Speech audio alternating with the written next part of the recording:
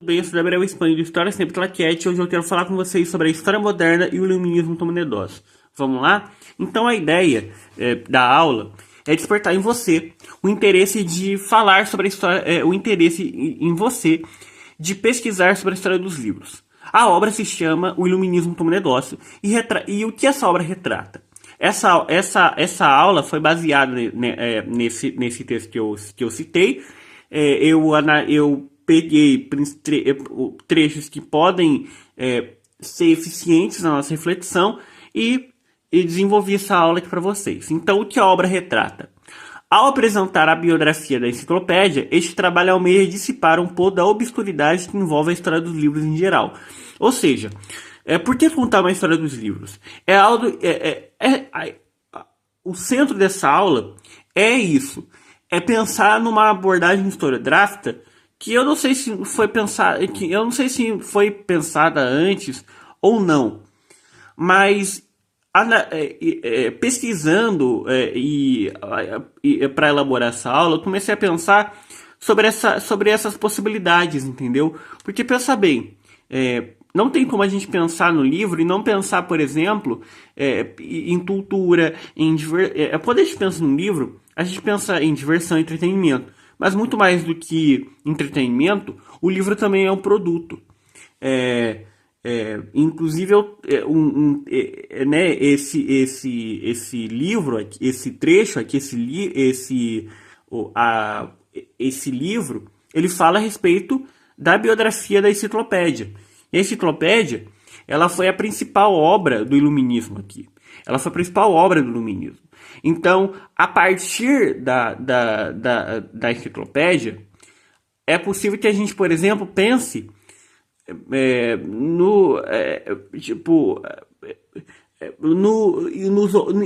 nos livros em geral, sabe? A partir da biografia da enciclopédia, a gente pode pensar, por exemplo, em questões metodológicas, em questão de edição. Existem muitas coisas que a gente pode se utilizar dessa análise feita aqui no livro e também trazer e ir além, sabe? Ampliar o olhar, as nossas ideias. E aí eu trouxe algumas perguntas provocadoras aqui para vocês. De que modo grandes movimentos intelectuais como o iluminismo disseminaram-se por toda a sociedade? Qual a sua extensão e impacto? É uma pergunta que eu gostaria de fazer para vocês aqui. Mas essa não me chamou mais atenção. Como um pensamento filosófico se materializou nos livros? E o que esse processo revela acerca da transmissão das ideias? Ou seja, um livro, sempre que ele aparece na sociedade, ele vai fazer muita diferença na transmissão das ideias, né? Quando o livro entra na sociedade, ele vai obviamente trazer algo novo. Ele sempre traz uma novidade e o ser humano ele é capaz de experimentar tudo isso. E essa pergunta ela nos faz pensar o seguinte: Toa escrita, e aí eu trouxe aqui para vocês. A partir do momento em que o homem ele começa a escrever, ele passa a transmitir essas ideias de forma muito mais ampla. Por quê? Todo mundo tem acesso a livros, isso é verdade. Todo mundo lê. É claro que ela se questionar, né? Será que todo mundo tem acesso a livro? Bem, quando a gente vai na faculdade, quando a gente entra em uma universidade, a gente tem acesso a livros, enfim. Assim, muito mais do que. E como eu falei para vocês, a gente tem que pensar no livro enquanto algo. Enquanto um produto que tem uma intencionalidade de lucro. Porque assim, para a gente construir essa abordagem historiográfica, é importante a gente levar em consideração tudo isso, a questão econômica, a questão cultural e também o impacto do livro na sociedade. A gente tem que pensar, né? Porque diante de um mundo tão desenvolto como o nosso, como que a gente pode, assim, o livro ele é algo muito importante para a nossa sociedade. Todos devem ler. Mas desde um tão desigual, a gente tem uma coisa que a gente tem que pensar. Todo mundo tem acesso todo mundo tem acesso à leitura? Não. Infelizmente, existem casos onde a educação é muito precária, onde o acesso à leitura é muito pequeno. E eu acho que para falar de uma história do livro, não é apenas falar do livro em si, mas falar de tudo isso, da desigualdade, de como o acesso de como falta livros na vida das pessoas, não apenas porque a pessoa não tem tempo de ler, mas também porque é algo que ela não consegue ter acesso, entendeu? Uma coisa que a gente tem que pensar também, o livro é algo elitista, ele é algo elitizado, é algo que poucas pessoas têm acesso. Eu queria saber a opinião de vocês. E aí eu quero trazer algumas perguntas provocadoras aqui para vocês. Os livros podem ser considerados obras intelectuais? E o que é ser intelectual? E aí, respondendo essa pergunta, né, se os livros podem ser considerados obras intelectuais, eu acho que depende muito da intenção daquela obra.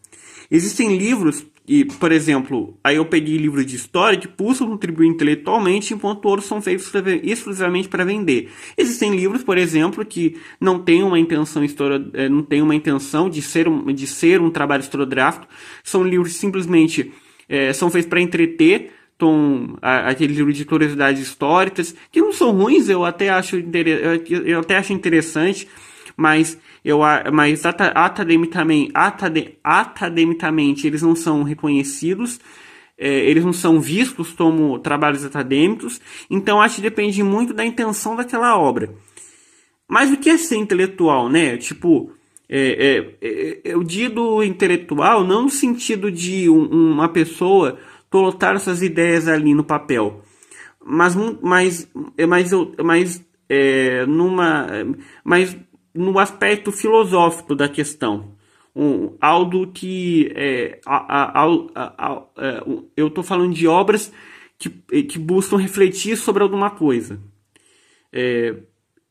Eu acho que depende muito da intencionalidade daquele tipo de produto, sabe? Porque todo produto é feito para vender, independentemente do caráter dele. Entendeu? Então, para essa abordagem historiográfica é um elemento muito importante a ser considerado. E é uma dica para vocês também. E aí, falando sobre iluminismo, né? E dentro dessa discussão, o iluminismo existiu em outra esfera. Primeiro nas especulações dos filósofos, depois nos empreendimentos dos editores, que investiram no mercado das ideias além das fronteiras da lei francesa. Por que eu peguei esse trecho para vocês? Porque não tem como a gente falar dos livros sem falar de mercado. O iluminismo ele também está presente em empreendimentos editores. Por quê? Teve a enciclopédia, que foi a sua principal obra. E esses três aqui, que eu não vou, que são muito pequenos, mas eu vou aproximar aqui para vocês poderem tirar print, para caso vocês queiram ler. A enciclopédia ela foi a principal obra do iluminismo, né? E a minha intenção foi a seguinte: ao falar de livros, a gente também não está falando apenas do aspecto intelectual, não estamos falando apenas da questão de entretenimento, mas também nós estamos falando de algo muito maior. Nós estamos falando de mercado, da edição. É algo muito mais amplo do que a gente imagina. E ao falar de livros, a gente pode, por exemplo, fazer esse tipo de abordagem. A gente pode, ao falar de livros, a gente pode trazer esse tipo de reflexão. A gente pode trabalhar a história dos livros nesse tipo de perspectiva. Por exemplo, você pode muito bem trabalhar, por exemplo, então que você pode, por exemplo, voltar o seu olhar para o trabalho dos editores, por exemplo, para o trabalho dos editores, por exemplo. Tem até um trecho aqui que fala exatamente sobre isso. Fala sobre a carta dos editores, fala sobre, tem um trecho aqui que fala sobre os editores da enciclopédia, e falando trazendo um olhar mais atual, a gente pode pegar todas as produções que foram feitas nos últimos anos e pensar assim, de que forma elas foram produzidas e qual foi a intenção delas. Elas queriam realmente, elas queriam lucrar, ou elas também queriam trazer algum tipo de contribuição filosófica? São muitas perguntas e eu não quero trazer, que podem gerar ainda mais perguntas, porque eu acho que é um trabalho muito interessante. E para você que está assistindo, você se interessou? Comenta aqui o que vocês acharam. Muito obrigado pela atenção, pessoal. Essa foi a aula. Se você gostou, deixe o seu like, se inscreva no canal. Compartilhe esse vídeo para que mais pessoas tenham acesso ao meu conteúdo. Se você gostou da aula, comente o que você achou, se você se interessou pelo assunto. E se você tem alguma sugestão de aula que eu possa fazer, comente aqui que prometo responder. Eu gosto muito quando vocês interagem comigo. Muito obrigado pela atenção, pessoal, e fui!